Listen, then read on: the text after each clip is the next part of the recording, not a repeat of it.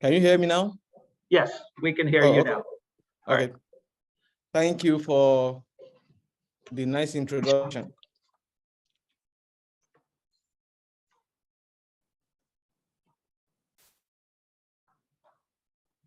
And thank you for the opportunity to talk on this topic today.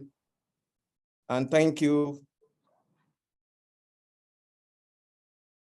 for what all you are doing with WCU in respect of this important issue.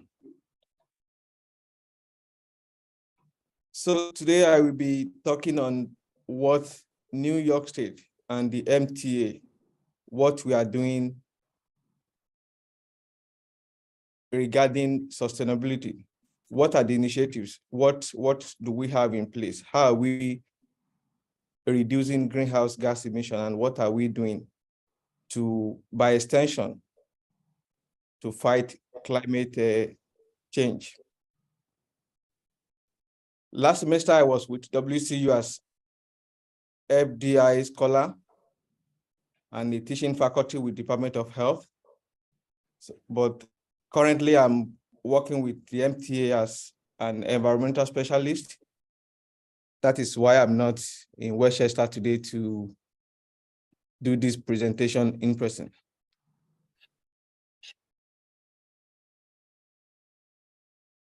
Okay, so let me give you a brief background of the MTA.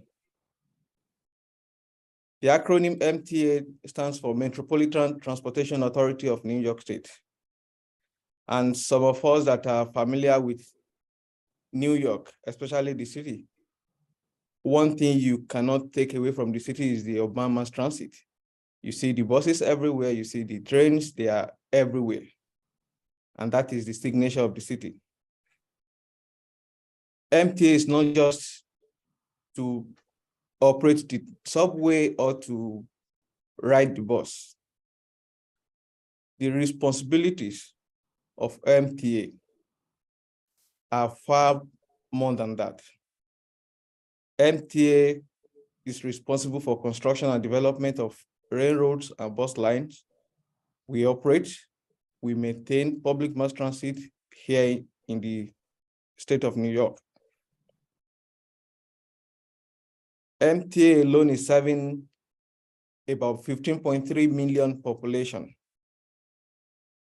In the entire North America, we are the largest transportation network, and our daily ridership is 3-point-something million every day. In fact, on the 16th of this month, a new record was set with 3,946,310 paid rides on a single day. And MTA is the busiest urban mass transit in the entire US. What about the size of the agency?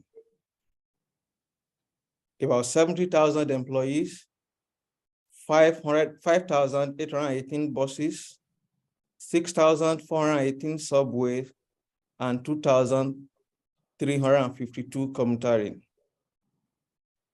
Combining all the transit systems in the US together, MTA still has the largest bus fleet, more commuter and subway cars, if you combine all of them together. In Pennsylvania, we use SEPTA in Philadelphia, Westchester area. So I'm also very familiar with that. And this is a typical subway track. The one on the right this is a tunnel. And then the one on the left, here we have the platform and we have a train.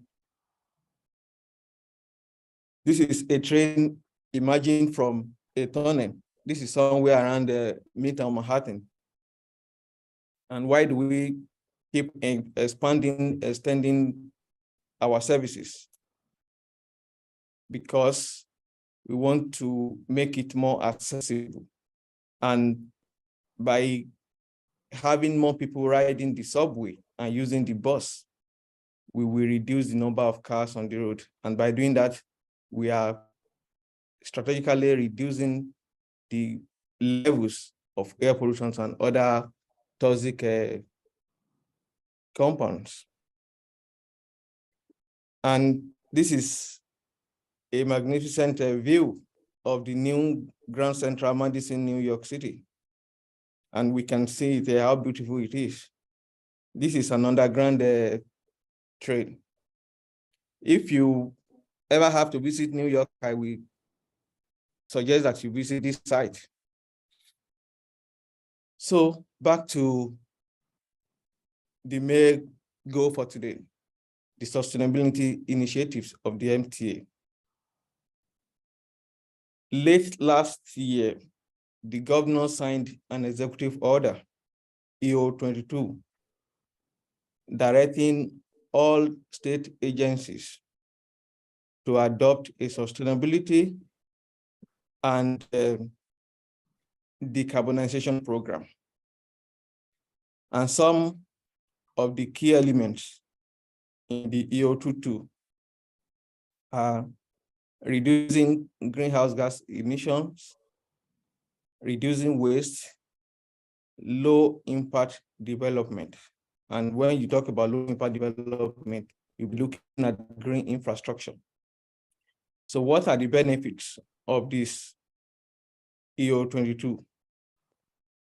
Is going to help with pollution reduction and prevention, protection of the public and environmental health, sustainable resource management and use, renewable and zero emission resources. That was signed somewhere around September, October last year. But before the EO 22 came out, MTA already started working on all of these initiatives. MTA is an ISO 14001 certified. ISO is an international standard that set out the requirements for emergency management system. And ISO 14001 is simply the emergency management system for managing environmental impact and improve environmental performance. Again, the first transportation agency to be certified in the US is MTA. So what are some of the initiatives? The first one is air pollution control. As we progress, I will talk briefly about each of these bullets. Natural lighting. Lead building electric buses, renewable energy, green infrastructure, and recycling. On recycling between 2009 and today, from construction and demolition waste alone, is hovering between about 90%. And it has been like that since 2009. So we're actually recycling a lot of our demolition and construction waste. So air pollution, we have 5,818 buses. Part of this, we have the hybrid electric buses.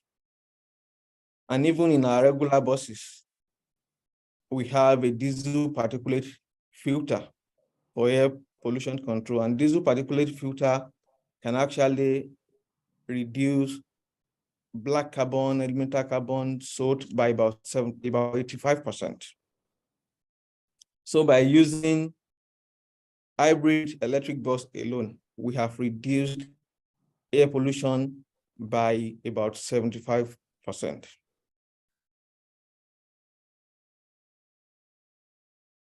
This is our bus depot here. And here you can see the New York sign, you can see electric bus, you can see a hybrid, all of them together here.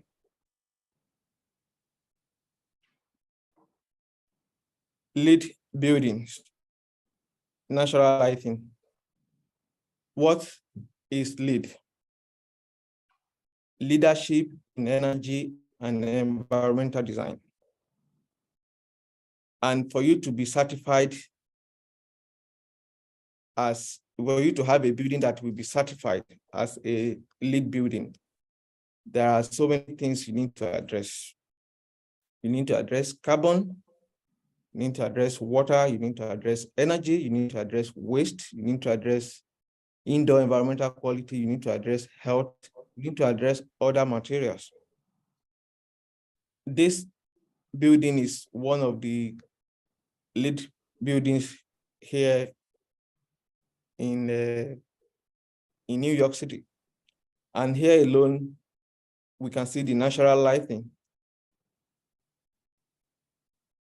With this building, we are not only reducing carbon emissions, we are saving money, we are saving energy, we are improving efficiency.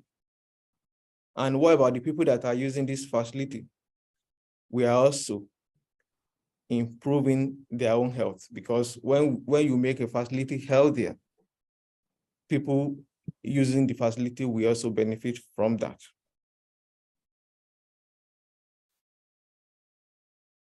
This is the corona maintenance facility. In this building alone, we have solar panels, we have white roof, natural ventilation, heat recovery units, and some other things. And the integration of so many energy efficient and environmental attributes that we have in this building, those are the things that you have to put together before you can be qualified to be certified as LEED, for your building to be certified. Not just one, we also have another one, the Mother Clara Hill Bus Depot, and that one has already attained the gold LEED level. Electric bus. This is a charging station on the road. Currently, out of our 5,818 buses, we have 60 that are in operation. And the plan currently is to replace all the regular and the hybrid buses by 2040. An approval has also been given for 450 to 500 new electric buses. And in the capital project for 2022 to 2024,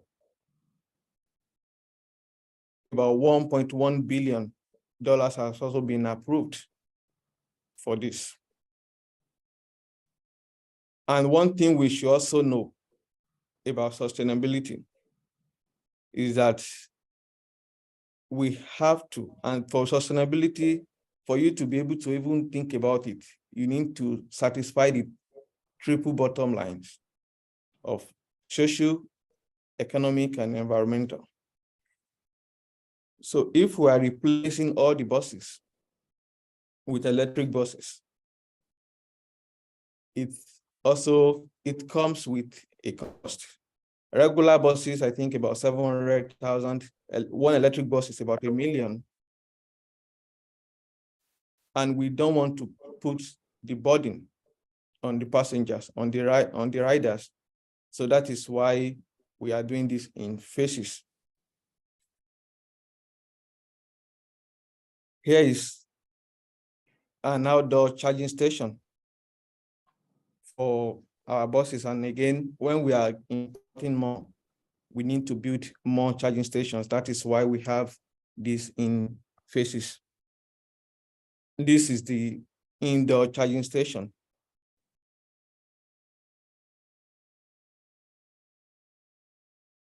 And now we want to, all our trains, the subway, they are all using electricity. And now we are thinking of replacing all our regular buses and using the electric buses. So are we going to be consuming more? Are we going to replace regular buses and then consume more electricity? What are the sources of electricity that we will be using? In New York State, I don't have a record of New York State burning coal. More than 90% of the net electricity generation here in this state, where do they come from? Natural gas, nuclear power, and hydroelectric power. Out of this 90%, 30% of in-state electricity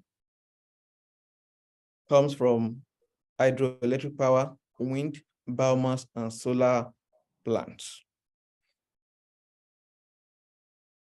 This is a recent data from US Energy Information Administration as recently as November 2022.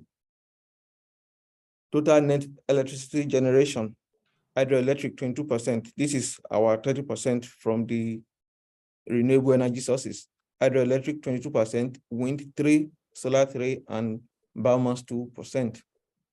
Total renewable electricity generation, hydroelectric power 73%, wind 11%.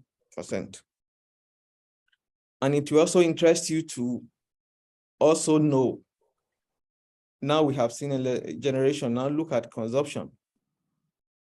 If we increase the number of buses from 6 that we currently have, and then we have 5,000 plus,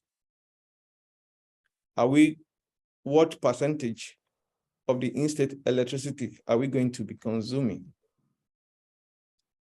Currently, because the public assumption is that public transportations, they are energy intensive. But if you look at the size of the MTA, look at our Comtarin, look at our subway, look at everything that we have. From New York City Transit to Metro North Railroad to Long Island Railroad, transportation in New York State is only consuming 2%. Commercial 49%, residential 37%, industrial 12%. With the addition of more buses, we may increase our consumption rate, but we will never get to 5%.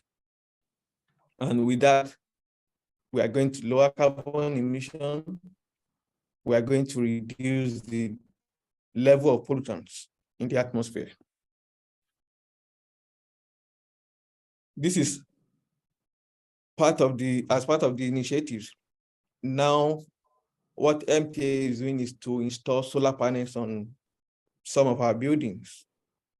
And we have just started, we are still going very far. This is one of our buildings with solar panel system. Green infrastructure. What are we doing in this area? Planting of trees at our stations and along rail tracks. Currently, we have about 3 green roof buildings, rainwater harvesting, stormwater management. So what is the benefit, or what are the benefits of green infrastructure? One, we are reducing stormwater management. We are reducing the amount of stormwater runoff into the waste stream. We are also reducing carbon emissions with our green infrastructure. We are reducing the consumption of energy. We are reducing the amount of waste. Again, with stormwater management, rainwater harvesting, we are also conserving water and also protecting the public health from exposure to toxic air pollutants that can easily be trapped by trees. This is Penn Station here in the city, this is the new look of the Penn Station. Here you can see trees that the MTA has planted here.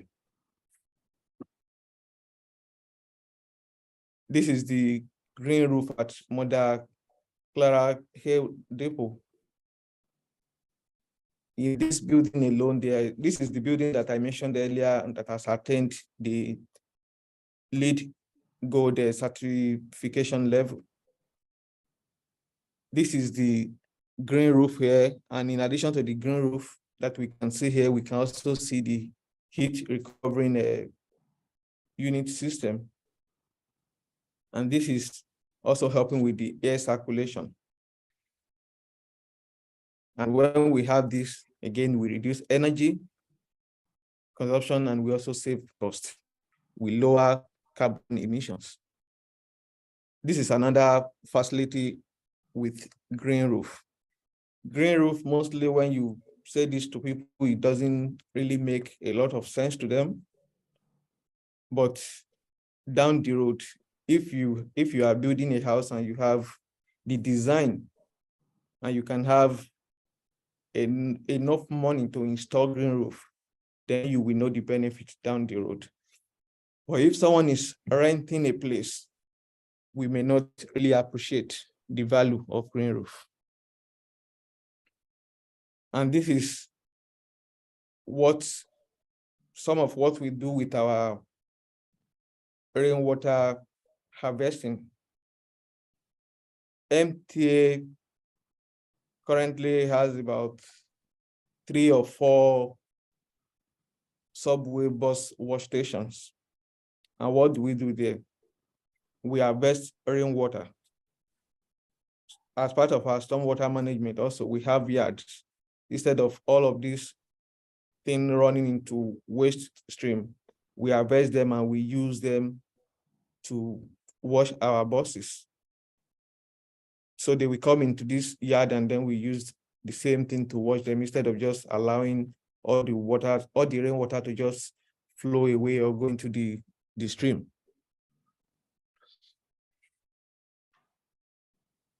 So let me just do a quick recap.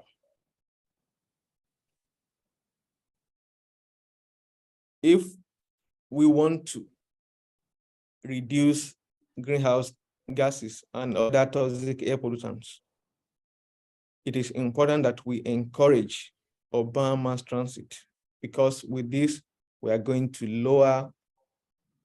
reduce the number of vehicles on the road. We are going to reduce the concentration of greenhouse gases. And we are going to reduce the levels of other air pollutants, including particulate matter. Here at the MTA, the target is 2040. And by then, we would be able to phase out all the regular buses with our new electric buses. And with that, we'll be able to control air pollution, and then we achieve our zero emission. And with this current trend of installing solar panels on our building, MTA is now building solar panel energy system at all our facilities. And the target is to derive about 80% of the energy from clean, renewable energy sources. We are definitely going to surpass that, but that is the target for now. Also, in the era that we are also mindful of climate change. So MTA is also implementing adaptability strategies that can protect our infrastructure. One is the ventilation grading. The second one is building walls. And then rainwater harvesting is also one of the strategies. We are also reducing waste generation and increase our use and recycling of construction and demolition waste. We are not just going to just demolish and just send everything to the landfill. We reuse, we recycle, and we try to send minimum to the landfill. And by building these climate change adaptability strategies, and with all the initiatives that MTA has in place, we are not only a transporter, but we are building a sustainable city and community. And when we say sustainable city, we want it to be environmentally friendly. We want it to be resilient to social, economic, and network and natural shocks. MTA is not just within the city here. Under the MTA, we have 3 different subsections. We have the New York City Transit, we have the Metro North Railroad, and we have the Long Island Railroad. The Metro North is from here to Connecticut. I think about 7 counties here in the New York and serving 2 counties in Connecticut. So we are actually we are expanding our network so that we can cover and serve more people.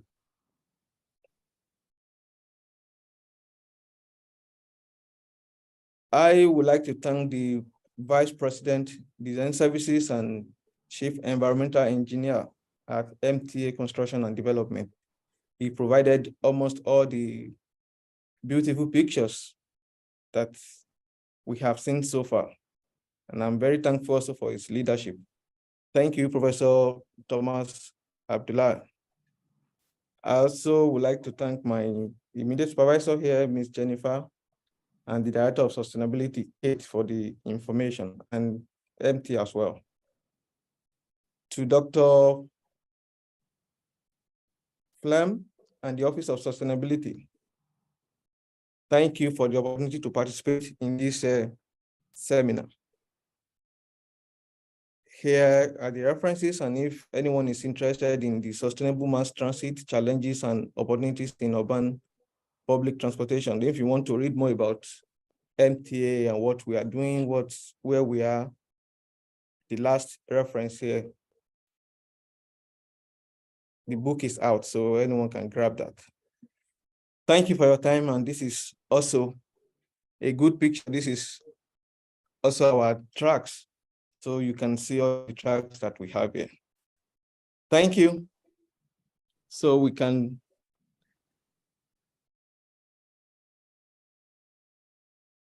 Thank you, Dr. Moyebi. Please join me in thank you.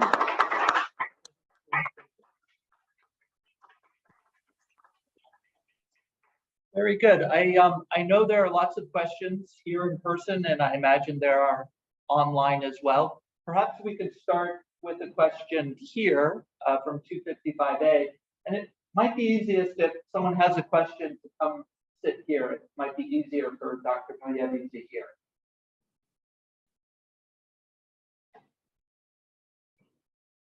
Sean? Yeah.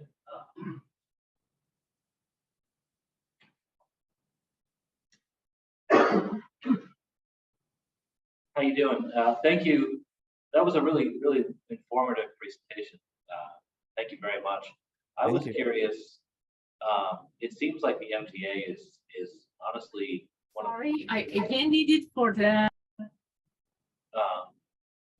one of the leaders in sustainability initiatives with mass transit, and I'm wondering, like, if there was a way for them to act in an advisory capacity to, let's say, SEPTA in Philadelphia, and if those 2 organizations ever share information or collaborate on things in an effort to maybe make SEPTA a little more sustainable in their infrastructure. And then I had a second question about the buses that get swapped out. What happens to the old buses when they're converted? Thank you. On collaboration between MT and other states, I believe there is a collaboration, especially in this Northeast area, Philadelphia, New Jersey, and New York. In fact, the Port Authority is owned by New York, New Jersey, and Pennsylvania. And I believe they are working together on that. I'm not in a capacity to really give you the full extent of the collaboration, but I know they are working together. And the other question is, what about the old buses? Is that correct? Yes, MT actually has a depot where they retire their buses. So what we are going to do with the old buses by the time we retire all of them, I believe that is going to be another conversation, but we actually have a depot where we retire buses that are no longer in use.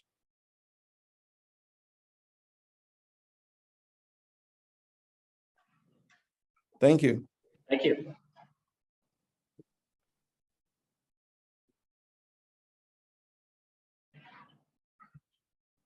Christian?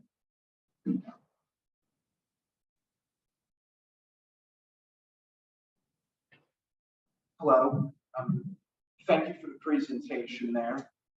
I was just wondering if, I don't exactly know how big the MTA is. So I was wondering if, as part of your mission to make transportation more sustainable, have you also thought about like trying to cover as many areas as possible so that people, like not too many people would have to rely on getting their own vehicle to get to the places they need to be safely and easily?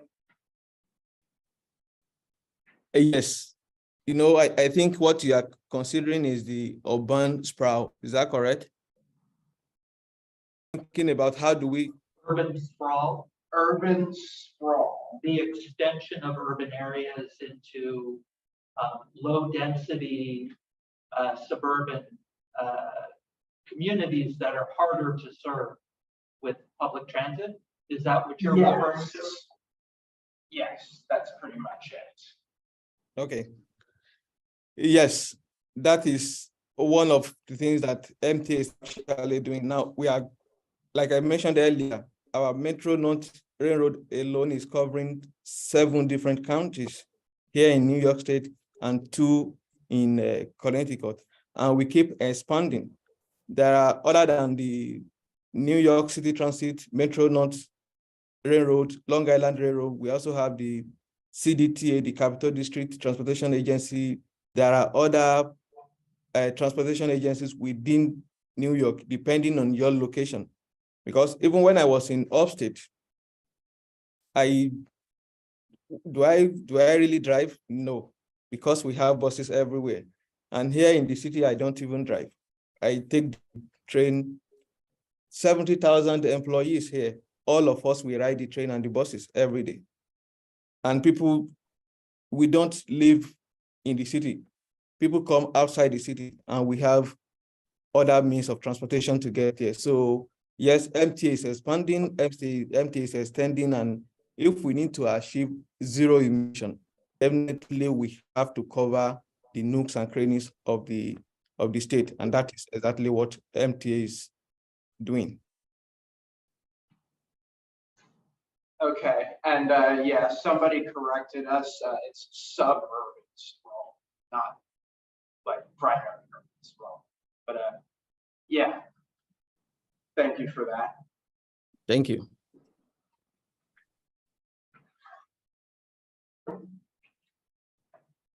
I have a question, but I want to give an opportunity to those people who are logged on via Zoom. If anyone would like to unmute themselves and pose a question.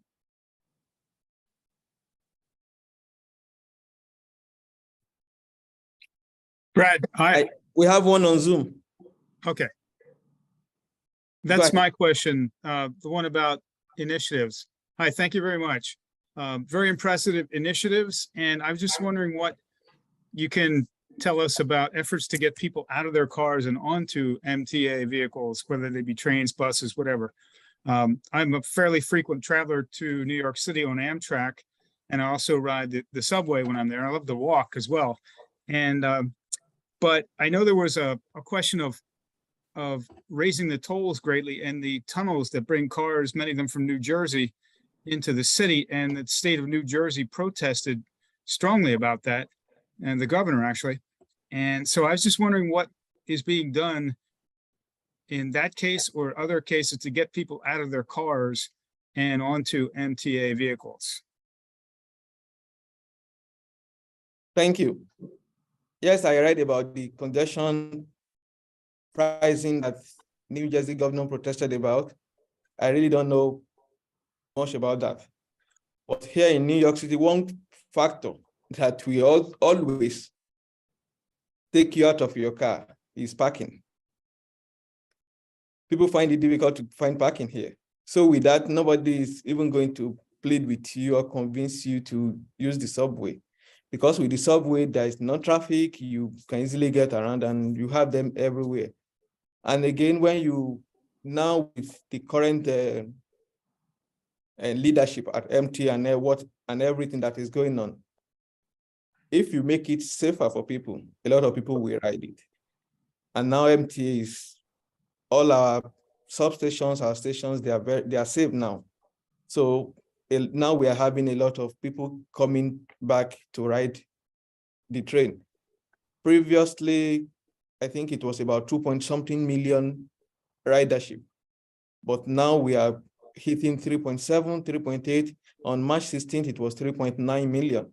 So now we are having a lot of people coming on board to use the mass transit. So we just have to make it more efficient and then more safer for them. And that is exactly what we are doing. Thank you.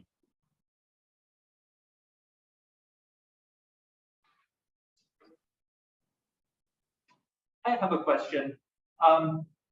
Here at Westchester University, we are very happy that this month we finally have been able to launch a program to sell discounted SEPTA monthly passes. We've been working on it for quite a while, and finally, in the month of April, we will sell passes at a discounted rate for the month of May, and we will continue this program moving forward.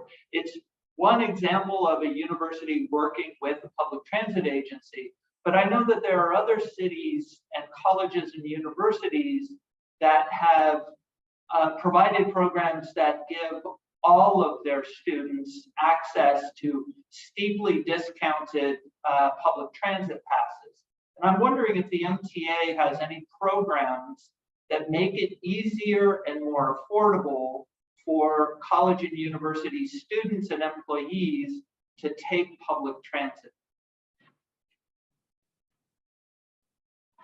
Thank you. I know when I was in upstate, I had my public transit pass for free for 4 years that I was there. And even on the train here, I used to see CUNY and some other colleges, they have as part of their ad saying you have Metro and card free, you have your transit free. So with that, I believe, yes, we have these initiatives and we have the collaboration with universities as well here in the city so that their students can also benefit from it. And then with that, we can encourage more people to ride the train rather than driving. But when I was upstate, yes, I had the first-hand experience. I had my public mass transit for 4 good years and no limit. You can use it 500 times a day. There is no limit. No one is regulating it. So yes, it is. And are you referring to SEPTA from 69th Street to Westchester now? It will be a program to sell monthly trans passes and trail passes at a 10% discount to students and employees who either ride the 104 bus from 69th Street Station or who take regional rail to the Exton station. And I'm sorry, let me correct myself. For this first month, we are piloting the program for employees.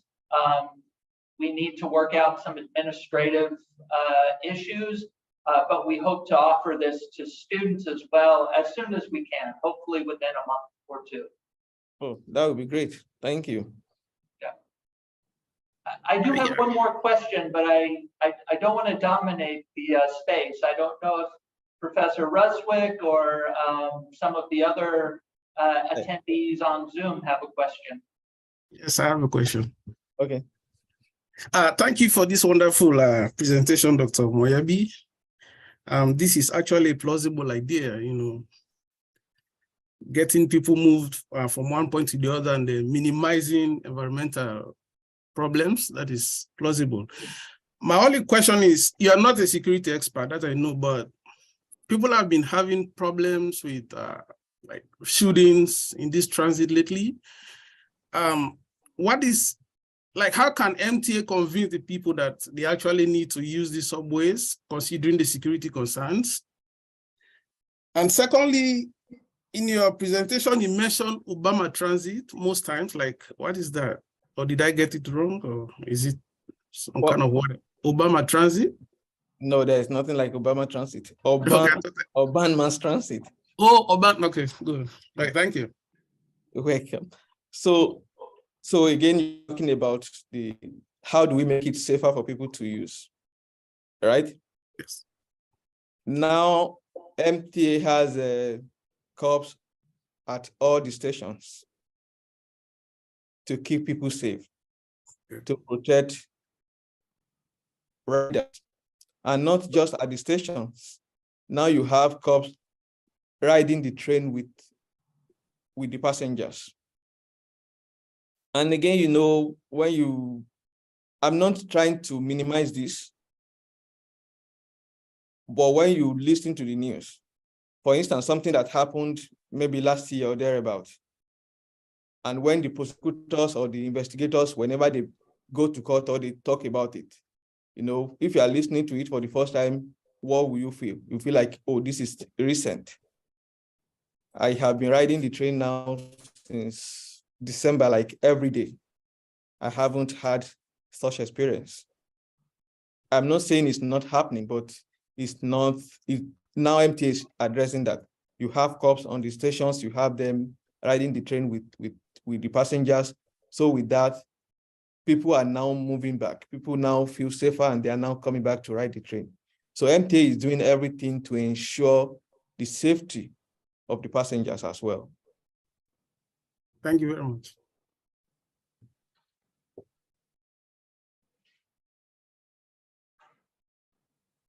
I have one more question.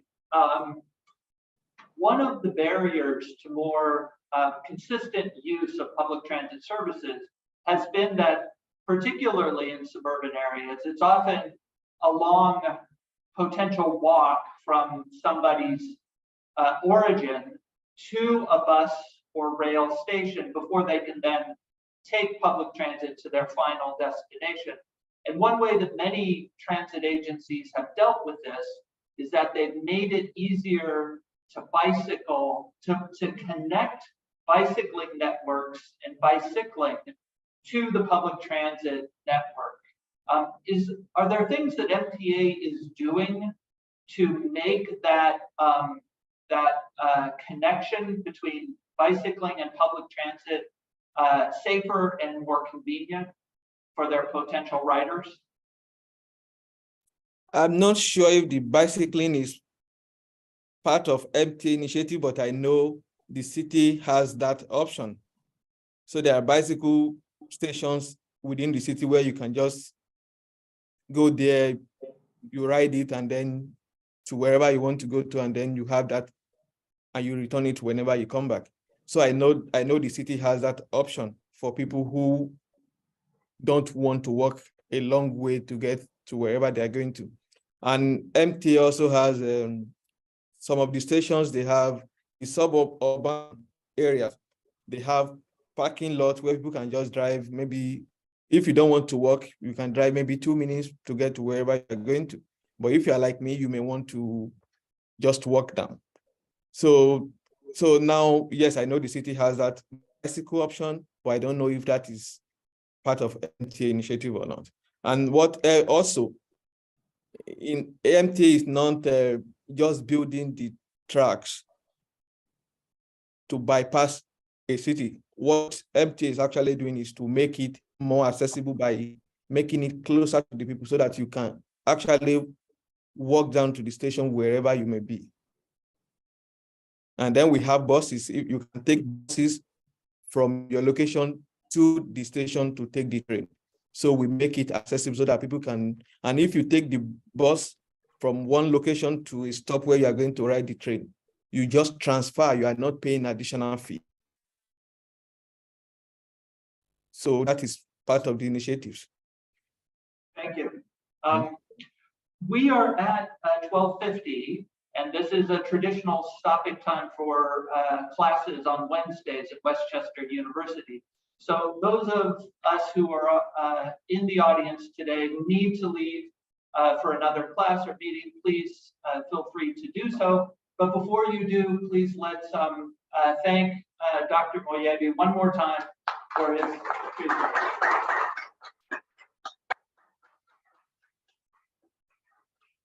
For those of you who are here in person, we have a copy of the full program for this semester. If you are online, you can find a copy of this program at the Office of Sustainability's homepage. Please join us next week. Professor Ruswick, who has been in the audience today from our Department of History, will be speaking next week, and we have 3 fascinating presentations after that. So thank you again, Dr. Moyebi. Thank you for having me.